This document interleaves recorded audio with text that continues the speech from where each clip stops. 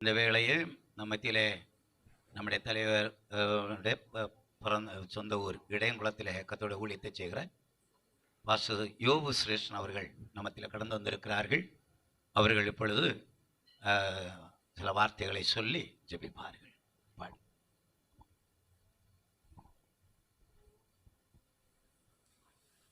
பரலோகிலுள்ள என்னாதா, பரலோகம் வந்தும்மை காண்பேன். பரலோகிலுள்ள என்னாதா, பரலோகம் வந்தும்மை காண்பேன். அந்நாள் வெகு சமீபம், நானும் ஆண்டவர் இயேசுவை காண்பேன். அந்நாள் வெகு சமீபம், நானும் ஆண்டவர் இயேசுவை காண்பேன். அந்நிய கண்கள் அல்ல, தேவாயன் கண்ணால் கண்டிடுவேன். அந்நிய கண்கள் அல்ல, நாதாயன் கண்ணால் கண்டிடுவேன். அந்நாள் என் வாழ்வேனில் பொன்னாள், என் வாழ்வில் பாக்கிய நாள். அந்நாள் என் வாழ்வேனில் பொன்னாள், என் வாழ்வில் காக்கிய நாள். எனக்காய் நீர் ஆயத்தம் செய்த என் வீடு கண்டும்மை துதிப்பேன். எனக்காய் நீர் ஆயத்தம் செய்த என் வீடு கண்டும்மை துதிப்பேன். சுத்தவான்களோடு சேர்ந்து பரிசுத்தரை உம்மை போற்றிடுவேன்.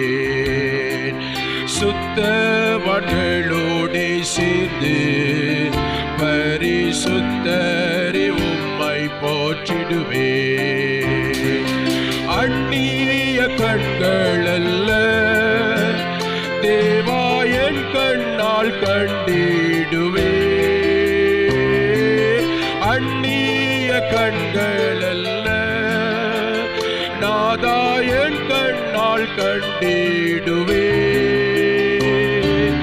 அந்நாள் என் வாழ்வேனில் பொன்னாள், என் வாழ்வில் பாக்கிய நாள்.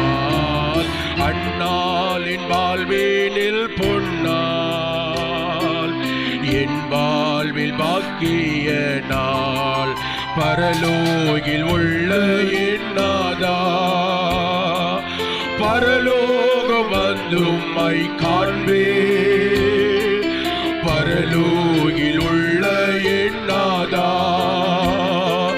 பரலோகம் வந்தும்மை காண்பேன். அந்நாள் வெகு சமீபம், நானும் ஆண்டவர் இயேசுவை காண்பேன். அந்நாள் வெகு சமீபம், நானும் ஆண்டவர் இயேசுவை காண்பேன். அந்நிய கண்கள் அல்ல, நாதாயன் கண்ணால் கண்டிடுவேன். அந்நிய கண்கள் அல்ல, நாதாயன் கண்ணால் கண்டிடுவேன். அந்நாள் என் வாழ்வேனில் பொன்னாள், என் வாழ்வில் பாக்கிய நாள். அந்நாள் என் வாழ்வேனில் பொன்னாள், என் வாழ்வில் பாக்கிய நாள். கர்த்தருடைய பரிசுத்த நாமத்துக்கு மகிமை உண்டாவதாக.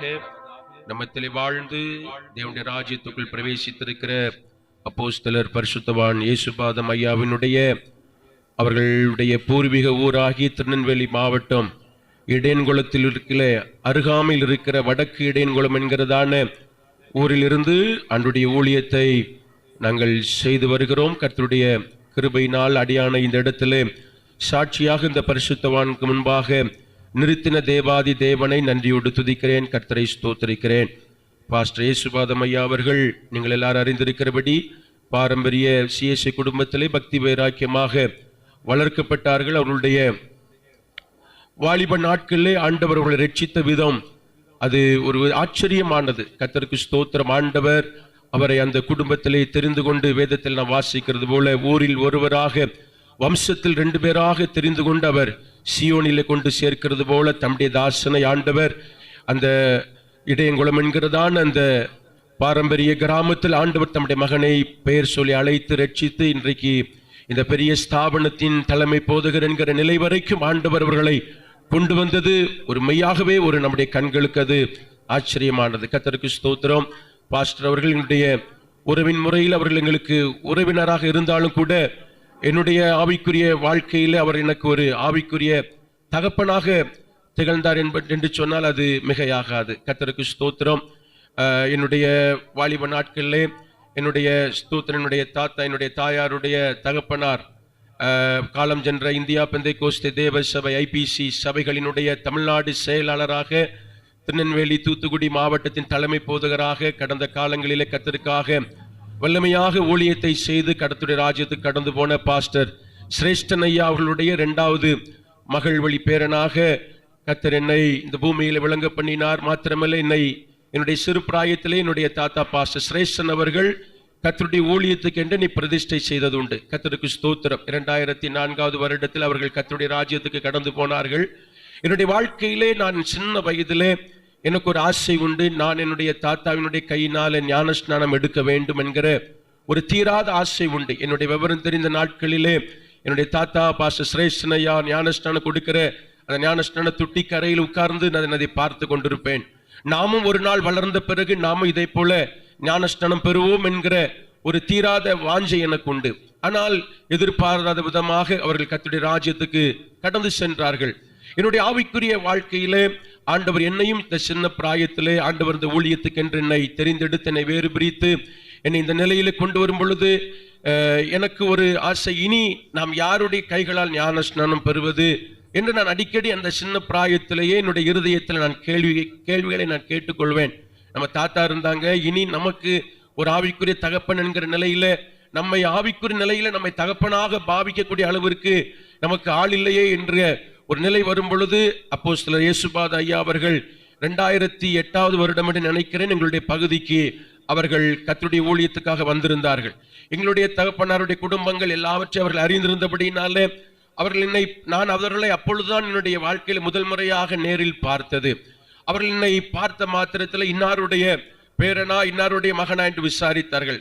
காரணம், என்னுடைய தகப்பனாருடைய தகப்பனார் என்னுடைய அப்பாவுடைய அப்பா வடக்கடையங்குளத்திலே அல்பர்ட் என்கிறதான என்னுடைய தாத்தா அவர்கள் தான் பாஸ்டர் இளம் பிராயத்திலே ரட்சிக்கப்பட்டு பெந்தைக்கோஸ்தே அனுபவத்துக்குள்ள வரும் பொழுது அவர்களை ஆவிக்குரிய நிலையிலே வழிநடத்தினது என்னுடைய தகப்பனாருடைய தகப்பனார் திரு ஆல்பர்ட் என்கிறவர்கள். கர்த்தருக்கு ஸ்தோத்திரம். இடையங்குளம் பகுதியிலே ஒரு மூத்த விசுவாசியாக பெந்தைக்கோஸ்தே அனுபவத்தில் அன்றைக்கு இருந்தார்கள்.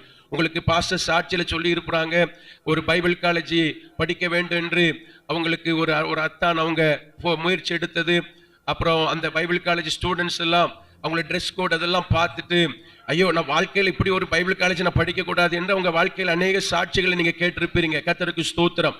அப்படி அவங்கள பைபிள் காலேஜுக்கு அவங்கள அந்த நிலையில வழிநடத்துவதற்கு என்னுடைய தாத்தா ஒருவர் காரணமாக இருந்தார். கர்த்தருக்கு ஸ்தோத்திரம். ஆகினபடினால என்னுடைய குடும்பத்தை அவர்கள் அறிந்திருந்தபடினால் எங்களை அது ரொம்ப முன்ன பின்ன பார்த்தது போல எங்களை அதிகமாக விசாரித்தார்.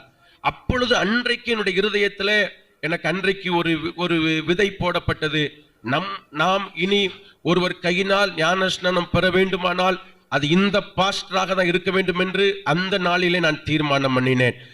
வருடங்கள் கடந்தது. 2014வது வருடம் அவர்கள் 2014 வருடம் இதே ஆகஸ்ட் மாதம் 24ஆம் தேதி தாமிரபரணி நதியிலே எனக்கு என் சகோதரிக்கும் பாஸ்டர் ஞானஸ்நானம் கொடுத்தார்கள். அல்லேலூயா. ஆண்டவருடைய நல்ல நாமத்துக்கு மகிமை உண்டாவதாக.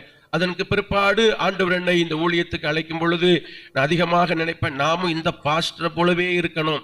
அப்படின்னு சொல்லி தான் நான் அந்த சின்ன பிராயத்தில் பாஸ்டர் மாதிரி இந்த ஜிப்பா வேஷ்டிலாம் நான் போட்டது. கர்த்தருக்கு ஸ்தோத்திரம். காரணம் எங்களுடைய பகுதியில் இந்த மாதிரி ஜிப்பா வேஷ்டி பிரதிஷ்டையெல்லாம் பார்ப்பது ரொம்ப அரிது. ஆனால் என்னுடைய வாழ்க்கையிலே ஒரு கவர்ந்த ஒரு தேவ மனிதன் என்றால் அது அருமையான பாஸ்டர் இயேசுபாதம் ஐயா அவர்கள். கர்த்தருக்கு ஸ்தோத்திரம். என்னுடைய வாழ்க்கையிலே நான் இவர்களை என்னுடைய ஆவிக்குரிய வாழ்க்கையிலே அதிகமாக ஈர்த்த ஒரு பரிசுத்தவான், ஒரு தேவ மனிதர். கர்த்தருக்கு ஸ்தோத்திரம். எனக்கு ஞானஸ்நானம் கொடுத்த பிறகு நான் கர்த்தருடைய ஊழியத்திற்காக நான் கர்த்தருடைய சமூகத்தில் வேறு பிரிக்கப்பட்ட பொழுது நான் இந்த பாஸ்டர் போலவே நான் இருக்க வேண்டும் என்று நான் ஆசைப்பட்டதுண்டு. ஆகவே அவர்களைப் போலவே நான் இன்றைக்கும் இந்த பிரதிஷ்டையிலே நான் இருக்க கர்த்தர் கிருபை செய்தார். கடைசி மூச்சு வரைக்கும் இந்த பிரதிஷ்டையில ஆண்டவர் நிலைநிறுத்துவாராக. அல்லேலூயா. கர்த்தருடைய நாமத்துக்கு மகிமை உண்டாவதாக. கர்த்தருக்கு ஸ்தோத்திரம். அதற்கு பிற்பாடு 2014 வருஷம் என்னுடைய சகோதரனுடைய திருமணத்தையும் பாஸ்டர் அவர்கள் தான் நடத்தி வைத்தார்கள். நான் இப்பொழுதெல்லாம் பாஸ்டரை பார்க்க வருவோம். அருமையான மதர் இங்க இருக்கிறாங்க, அவர்களுக்கு தெரியும். இங்க வரும்பொழுதெல்லாம் பாஸ்டர் கேட்பாங்க, டேய் என்ன மாதிரி இருக்கிறது சரிதான், ஆனா என்ன மாதிரி கல்யாணம் முடிக்காம மட்டும் இருந்துடாத, அது ரொம்ப கஷ்டமாக்கும் அப்படின்னு சொல்லுவாங்க. கர்த்தருக்கு ஸ்தோத்திரம். உனக்கு நிச்சயமாக திருமணம் நீ முடிக்க வேண்டும், உனக்காக நான் ஜெபித்து கொண்டிருக்கிறேன், நீ நிச்சயமாக திருமணம் முடித்து நீ ஊழியம் செய் என்ன மாதிரி அப்படின்னாங்க. கர்த்தருடைய கிருபையினால் அடியானுடைய விவாகமும் இந்த வருடத்திலே கிருபையாக நடப்பதற்கு கர்த்தர் கிருபை செய்தார். கர்த்தருடைய நல்ல நாமத்துக்கு மகிமை உண்டாவதாக. எங்களுடைய வாழ்க்கையிலே அருமையான பாஸ்டரை மறக்க முடியாது.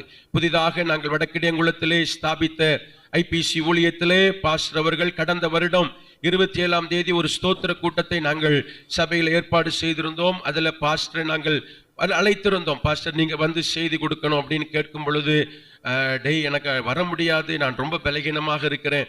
இல்ல பாஸ்டர் நீங்க கட்டாய வரணும், நீங்க வந்தா போதும், நீங்க வந்து ஒரு செய்தி மாத்திரம் நீங்க கொடுக்கணும் அப்படின்னு கேட்டுக்கொண்டோம். நீ கூப்பிட்டதுனால நான் வரேன்டா, என்னால சுத்தமா முடியல, ஆனால் உன்னுடைய அழைப்பை என்னால் நிராகரிக்க முடியலன்னு சொல்லி கடந்த வருடம் டிசம்பர் மாதம் 27ஆம் தேதி பாஸ்டர் அவர்கள் எங்களுடைய சபையில் வந்து ஆண்டுடைய வார்த்தை கொடுத்தார்கள். கர்த்தருக்கு காத்திரு என்கிற தலைப்பிலே அவள் கொடுத்த அந்த வார்த்தை அன்றைக்கு வந்திருந்த அநேகருடைய இருதயத்தில் அந்த வார்த்தை பலமாய் கிரியை செய்தது. ஒரு அல்லேலூயா சொல்லுது. அல்லேலூயா. பாஸ்டருடைய செய்தி உங்களுக்கு எத்தனை பேருக்கு நீங்க வெளியில இருந்து கேட்டவங்களுக்கு தெரியும். கடைசி நாள் வருகையை குறித்தும் இஸ்ரவேல் தேசத்தை குறித்தும் சம்பந்தப்படுத்தி பேசுவார்கள். முதல் நாள் கூட்டத்திலே அவருடைய செய்தி பூர்வ நாட்களை குறித்து அந்த காரியங்கள் அமைந்திருக்கும். அப்படி இந்த பாஸ்டருடைய அந்த ஆவிக்குரிய அந்த தன்மைகள் இப்பொழுதுள்ள காலத்தில் இருக்கிற போதகர்களை ஒப்பிட்டு பார்க்கும் பொழுது இவர்கள் எல்லாவற்றிலும் ஒரு மேன்மையுள்ள தேவ மனிதனாக திகழ்ந்தார்கள். ஒரு அல்லேலூயா சொல்லுது. அல்லேலூயா. ஆண்டவருடைய நாமத்துக்கு மகிமை உண்டாவதாக. அருமையான பாஸ்டர் விட்டு அந்த அவருடைய பூர்வீக கிராமமாகிய இடையங்குளத்துக்கு அருகாமையிலே வடக்கிடையங்குளம் என்கிறதான பகுதியில் ஆண்டவருடைய ஊழியத்தை கர்த்தருடைய கிருபையினால் நிறைவேற்ற ஆண்டவர் கிரக்கம் செய்திருக்கிறார். எங்களுடைய குடும்பத்திலே கர்த்தருக்கு ஸ்தோத்திரம். எல்லா நிலையிலும் ஆவிக்குரிய எல்லா காரியங்களிலும் பாஸ்டருடைய பங்களிப்பு இராமல் இருக்காது. கர்த்தருக்கு ஸ்தோத்திரம். அந்த வகையிலே ஆண்டவர் இவர்களை எங்களுடைய பகுதிக்கு ஒரு பெரிய ஒரு தேவ மனிதனாக கர்த்தர் அவர்களை அந்த கிராமத்திலிருந்து கர்த்தர் தெரிந்தெடுத்திருக்கிறார் என்றால் மெய்யாகவே இது ஒரு பெரிய மகா மேன்மையானது. கர்த்தருடைய நாமத்துக்கு மகிமை உண்டாவதாக. கடந்த காலங்களிலே அதிகமாக பலகீனப்பட்டார்கள், நாம் எல்லாம் அதை அறிந்தது. ஆனாலும் இந்த பலகீனமான காலங்களிலும் அழைப்பையும் பிரதிஷ்டையும் தேவன் தன்னுடைய கரங்களில் ஒப்புவித்த ஊழியத்தையும் அவர்கள் மிகவும் திட்டமாக வைராக்கியமாக நிறைவேற்றி இன்றைக்கு பந்தய பொருளை பெற்றிருக்கிறார்கள். கர்த்தருக்கு ஸ்தோத்திரம். ஆகவே அருமையான பாஸ்டருடைய வாழ்க்கை என்பது அநேகருடைய ஆவிக்குரிய வாழ்க்கைக்கு ஒரு ஈர்ப்புடையதாகவும் அநேகரை கிறிஸ்துவுக்கென்று தட்டி எழுப்பினதான ஒரு தேவ மனிதனாக கர்த்தர் அவர்களை பயன்படுத்தினார். அவங்களுடைய செய்தியில பாருங்க, முழு பலத்தையும் கொடுத்து செய்தி கொடுப்பார்கள். அவங்க நல்லா செய்தி கொடுக்கும் பொழுது அவருடைய சத்தமே சிங்கம் கர்ச்சித்தது போல இருக்கும். கர்த்தருக்கு ஸ்தோத்திரம். தன்னுடைய மார்பில் அடித்து பேசுகிற அந்த பாணியை நாங்கள் பார்க்கும் பொழுது அவர்கள் கர்த்தருடைய ஊழியத்தை எவ்வளவு தீவிரமாக தனக்கு இருந்த கர்த்தர் கொடுத்த கொஞ்ச பலத்தையும் அதை முழுவதுமாக இயேசுவுக்காய் செயல்படுத்தி கர்த்தருக்காய் ஊழியம் செய்தார்கள். விசேஷமாக திருநெல்வேலி மாவட்டத்திலே எந்த சபையில கன்வென்ஷன் கூட்டங்களுக்கு அழைத்தாலும் மறுக்காமல் ஓடி ஓடி வந்து, குறிப்பாக நான் சொல்ல முடியும், திருநெல்வேலி மாவட்டத்தில் உள்ள பெந்தேகோஸ்தே சபைகளிலே பாஸ்டர் கால்படாத சபைகள் இருக்காது என்று சொல்லலாம். அந்த அளவுக்கு கர்த்தர் அவர்களை திருநெல்வேலிக்கு மாத்திரமல்ல உலகமெல்லாம் கர்த்தர் அவர்களை கொண்டு போய் பயன்படுத்தினார். அந்த அறியப்படாத ஒரு சின்ன கிராமமாகிய இடையங்குளத்திலிருந்து கர்த்தர் இன்றைக்கு அவர்களை இவ்வளவாய் வளர்த்து உருவாக்கி இந்த ஸ்தாபனத்தினுடைய தலைமை போதகர் வரைக்கும் என்கிற நிலை வரைக்கும் ஆண்டவர்களை கொண்டு வந்து தம்முடைய தாசனை வல்லமையாய் எடுத்து பயன்படுத்தி தம்முடைய ராஜ்யத்திலே சேர்த்து கொண்டார். ஆகவே அருமையான பாஸ்டர் விட்டு போன அந்த ஆவிக்குரிய பாதையிலே நாங்களும் அந்த பாதையில ஓடும்படி நாங்கள் பிரயாசப்படுகிறோம். எங்களுக்காக நீங்கள் ஜெபித்துக் கொள்ளுங்கள். விசேஷமாக பாஸ்டருடைய பூர்வீக கிராமமாகிய இடையங்குளம் கிராமத்தில் இன்னும் அநேக ஆயிரமான இயேசுபாதம் ஐயாவை ஆண்டவர் எழுப்ப வேண்டும். அல்லேலூயா.